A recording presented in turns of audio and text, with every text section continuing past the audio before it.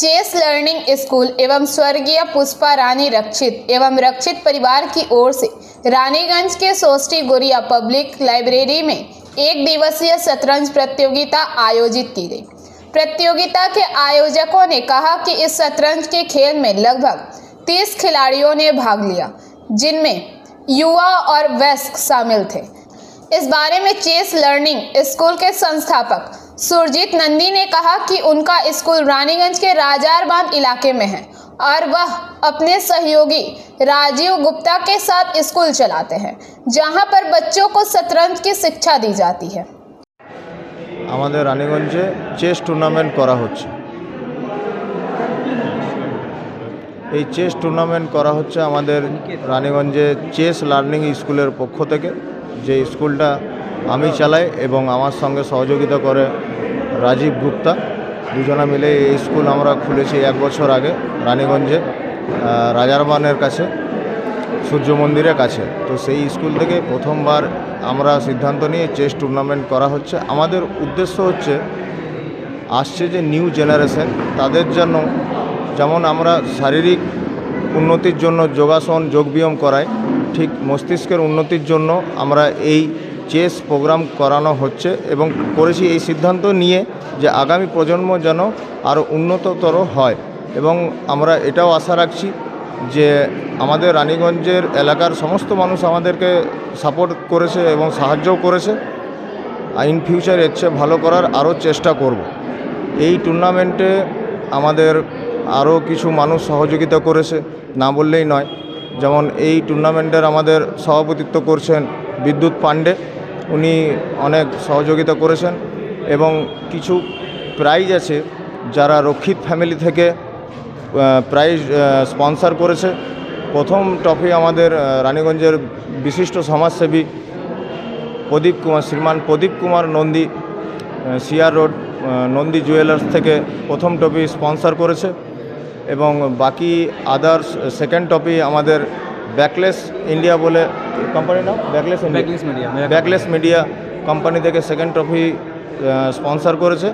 Others trophy আমাদের Rakshit family থেকে sponsor করেছে। তার সঙ্গেও আমাদের কিছু ভলেন্টিয়ার আছে যারা আমার কথাতে এবং আমাদের সকলের কথাতে এসে পরে আমাদেরকে এখানে সহযোগিতা করেছে বলেই আজ আমরা ছোটোখাটো হলেও একটা টুর্নামেন্ট আয়োজন করতে পেরেছি রানীগঞ্জ শহরের বুকে। কোলফিল এলাকা এবং আরও চারিপাশের সমস্ত এলাকাকে আমরা চাইছি টুর্নামেন্ট করতে এবং চেসের খেলার প্রসার হতে।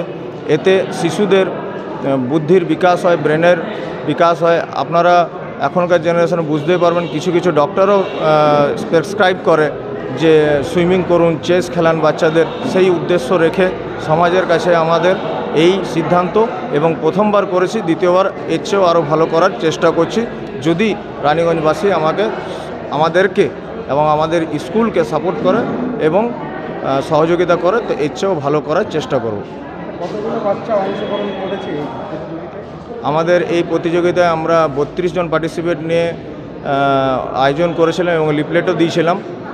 32 জনের মধ্যে এখন 30 জন নিয়ে আমরা কম্পিটিশন করাচ্ছি, কেননা টাইম পেরিয়ে যাওয়ার জন্য কিছু বাচ্চাকে আরও আমরা যোগ দেওয়াতে পারিনি, জয়েন করাতে পারিনি, কেননা টাইম পেরিয়ে গিয়েছিলো। ওরা শেষ মুহূর্তে ফোন করেছিল।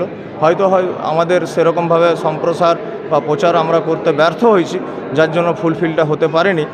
তাই আমরা 30 জনকে নিয়ে করছি এবং এই 30 জনের মধ্যে 6 জন বাচ্চা একদম আন্ডার 10-এ আছে, 2 জন আন্ডার 15-এ আছে, বাকি ওপেনে করা হয়েছে।